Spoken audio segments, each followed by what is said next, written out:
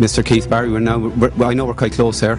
We're not here for a romantic meal, though. We're here to talk about 8 Deadly Sins, Keith. Why the title in the first place, and where did the genesis of the idea come from? Well, I always tend to theme my shows now, so I always come up with the name first, and then that generates the material afterwards. So my previous show, The Asylum, it was based loosely around research that I did on asylums in the 1800s. And the same with the 8 Deadly Sins. I was in the car, we were on tour with The Asylum, and I said, look, we've got to come up with a name for the next show, because that drives me then to generate the material.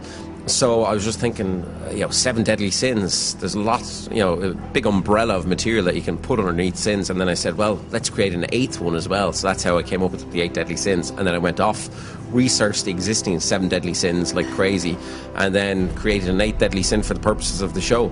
So I'm already thinking about what the next tour is going to be called. I've got a couple of names floating around in my mind, but I think I'll save them for now and tell you what they are later. So I'm here with the original Rudeboys, and I'm going to try and get inside their minds, hack around and influence their thoughts. But I have a couple of questions for you. You know, when you're on tour and you're together for a long length of time, it's almost like escaping from reality sometimes. Do you ever find that your systems, your autonomic nervous system, which is your breathing, your heart rate, your blood flow, taking a dump, do you ever find those sync up when you're on tour? In other words, when he needs to go to the Jacks, he goes to the Jacks. Does that ever happen to you guys? That's happened a few times. I've gone to the Jacks. Yeah. Especially before we go on stage. Before we go on stage, everyone has everyone's to in the go. toilet. So you do kind of sync up in essence, because that's what this is about, this experiment. I'm going to try and sync the three of you up right now, okay? So here's what I want you to do. I want you to look at me, good. And just take a deep breath in, and out, good. And another deep breath in, and out, good. I want you all now to close your eyes. Close your eyes, good. And now open your eyes again. And sorry, just block out that light for a second. Look at me, take another deep breath in now. And now close your eyes, good. And in your minds, I want you to imagine that you're at a concert. And in your mind right now, I want you to hear a song. In your mind. You've all got songs in mind, yes? Yeah. Good. When I count to 3, I want you all to name the song that you chose out loud. Only when I count to 3. Name the song in your mind. 1, 2, 3. Bohemian Rhapsody. All 3 of you.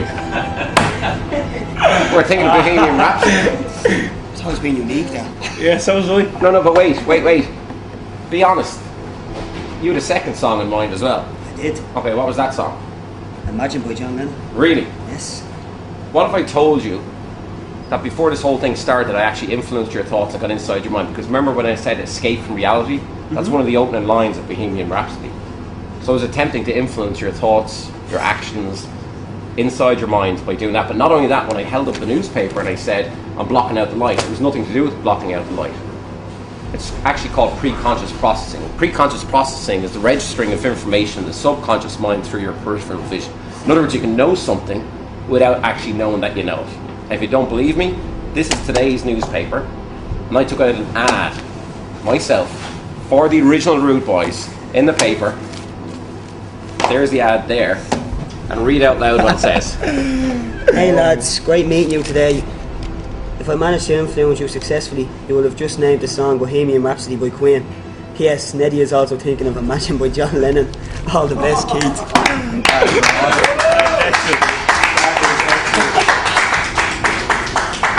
Keith, how do you rehearse for stuff like magic? It must be impossible. Do you have a magic room in your house? I kind of do. I have an office, and really my magic office, if you like, where I get my inspiration, my material from, largely is books. But I read all kinds of books, not just magic or hypnosis books. I'll read books on cryptozoology, which is investigating animals that are supposedly extinct, or unusual animals. So I'll research, and I spend probably 18 hours a day kind of investigating stuff and then coming up with stuff. And here with the original Rudeboys, I wanted to come up with something original for them. That's why I took out the ad in the newspaper and flashed it up in front of their peripheral vision without them even noticing it. And that's when they came up with Bohemian Rhapsody, which all 3 of them were influenced to think of. That, literally, I was down to the wire, not knowing whether it would work. Took out the ad late last night in the newspaper. So there is no way to rehearse this stuff except do it. And if it doesn't work, then hope that you won't show it, because I don't have control over that, I went to see him in the Olympia the last 2 times, and I was kind of I'm always sceptical about these kind of things, like, but to have it done on you and see it firsthand is like, it's a total messes with your mind, like, you know. How do you do that though when you're trying to mess with his head and get him wrong, but he still gets it right? That's a head wrecker. No idea. People think that there's people behind waving flags or whatever. It doesn't happen when we're here. We have no idea how he does it, honest to God. And Keith, finally, how do you make your heart stop? Well, literally, I just go internal, shut down my autonomic nervous system, slow my heart rate down, and I stop it. Like, I've learned to do it. I can do it for you now if you want. Can you? Let's do it. Okay, here we go. I want you to take my pulse. You know how to take a pulse? 2 fingers there. There. And you should feel my pulse in just a second. It is there. Yeah. Okay, so tap that out. Good. Okay, now look at me. In a moment, you'll feel my pulse rate slowing down and eventually stopping. And when that happens, I want you to stop tapping, but only when it happens. And it's going to happen. And don't allow me to go for longer than like 6 seconds, okay? 5 or 6 seconds when I go. Here we go.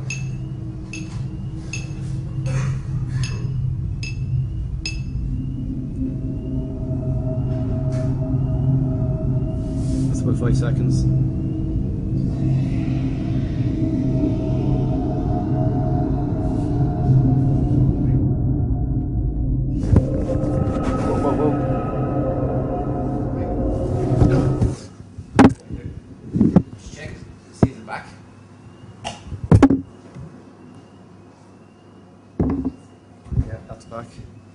Keith Barry, you're a scary man. Don't look into my eyes. Thanks for talking to us. I won't tell everybody exactly what he was doing last Tuesday night at 11:30 p.m. At 11, shh.